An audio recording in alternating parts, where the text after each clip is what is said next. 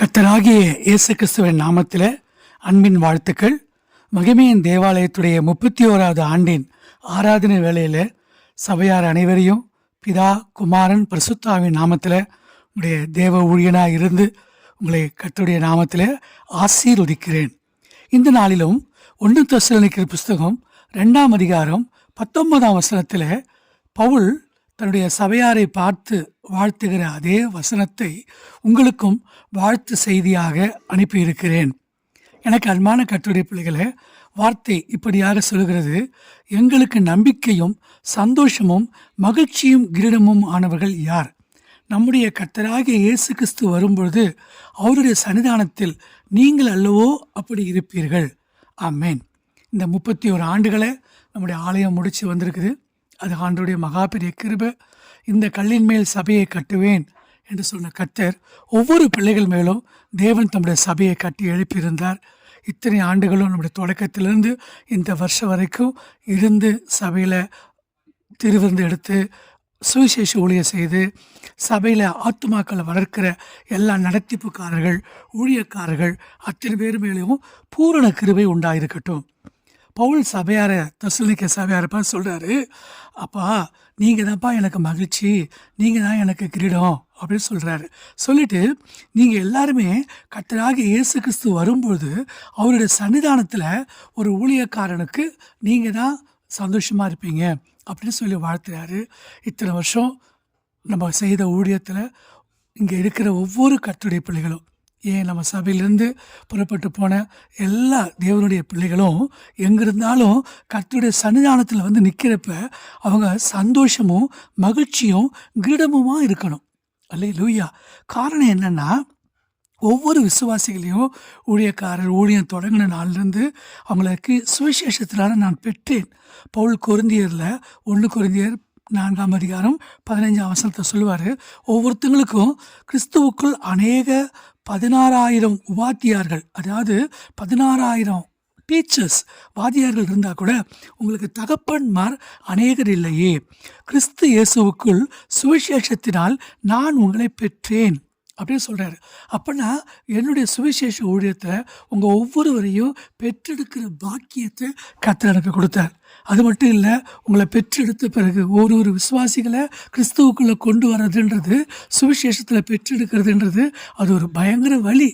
ஆனால் அந்த வழியை தாங்கி இத்தனை ஆண்டுகளும் ஓடி முடிக்க எனக்கு தேவன் கிருபை செய்தார். அது மட்டும் இல்லை, பல நேரங்களில் உங்களை பெற்று எடுத்த உடனே 1 தெசலோனிக்கர் 2:7 அவர் பவுல் சொல்லுவார்: உங்களிடத்தில் பட்சமாய் நடந்து கொண்டோம்.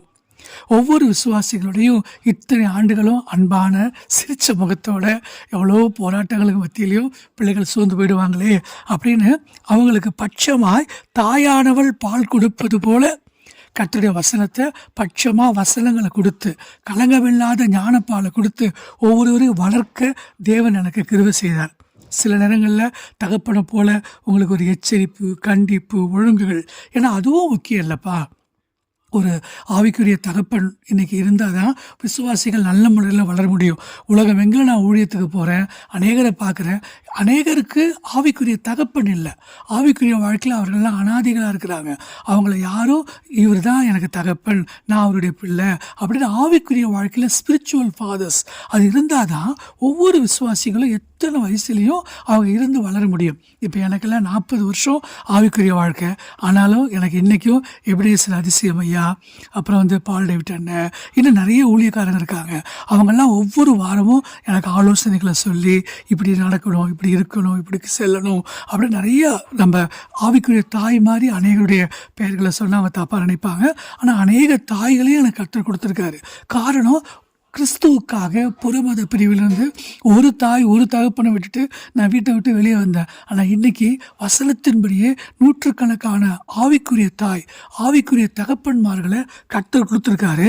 அதனால தான் இந்த நாள் வரைக்கும் என்னால் மகிமையான ஊழியத்தை செய்ய முடியுது. எல்லாத்துக்கும் மேலே பவுல் தீமோத்தேயுவை பார்த்து சொல்லுவார்: நான் எப்பெல்லாம் என்னுடைய வேலைகள் நிமித்தம் தீமோத்தேயுவை அனுப்புகிறனோ அப்பெல்லாம் தீமோத்தேயு என்னுடைய நடக்கைகளை ஞாபகப்படுத்துவார். அந்த வசனம் ரொம்ப நல்லாயிருக்கும். அப்போ அநேகர் ஒவ்வொருத்தரும் அந்த ஊழியக்காரருடைய ஆவிக்குரிய தகப்பனுடைய நடக்கைகளை நம்ம மற்றவர்களுக்கு ஞாபகப்படுத்தணும்.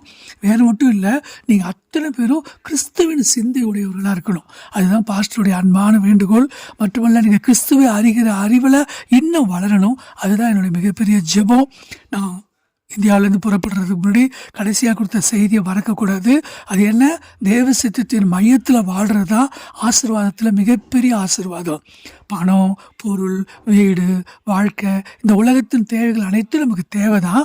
அவைகள்லாம் நமக்கு தேவை என்பதை பரமபிதா அறிந்திருக்கிறார். ஆனால் நான் பெற்ற பிள்ளைங்க, நான் வளர்க்கிற பிள்ளைங்க, மகிமையின் தேவாலயத்தின் விசுவாசிகள் எப்போவுமே இம்மைக்காக மட்டும் நம்பிக்கையுடையவர்களாக இராமல் மறுமைக்கும் நம்ம ஆயத்தமாக இருக்கணும்.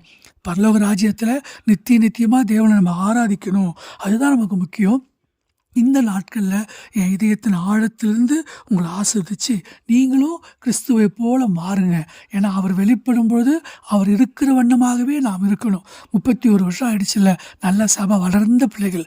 கிறிஸ்துவின் சுபாவம் தான் ஒவ்வொருத்திட்டு வெளிப்படணும். நீங்கள் ஒவ்வொருத்தரும் இன்னொருத்தரை பார்க்கும்போது உங்ககிட்டேருந்து கிறிஸ்துவின் சுபாவம் வெளிப்படுது அப்படின்னு இந்த ஆண்டு விழா நாளில் நீங்கள் ஒருத்தங்க வாழ்த்துங்க, ஆசீர்வதிங்க.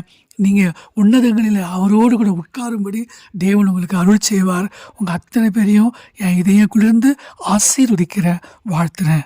கடைசியாக 2 கொரிந்தியர் 12ஆம் அதிகாரம் 15ஆம் வசனத்தில் பவுல் சொல்லுவார், ஆதலால் நான் உங்களில் எவ்வளவுக்கு அதிகமாய் அன்பு கூறுகிறேனோ அவ்வளவுக்கு குறைவாய் உங்களால் அன்பு கூறப்பட்டிருந்தாலும் மிகவும் சந்தோஷமாய் உங்கள் ஆத்துமாக்களுக்காக செலவு பண்ணப்படவும் விரும்புகிறேன். இதுதான் தகப்பனுடைய மிகப்பெரிய அன்பு. சரிங்களாப்பா? என்கிட்ட வெள்ளியும் இல்லை, பொண்ணும் இல்லை. தேவனுடைய அன்பு நமக்கு பரிசுத்த ஆவியில் கொடுக்கப்படுற ரோமர் 5:5 படி தேவ அன்பு இருக்குது.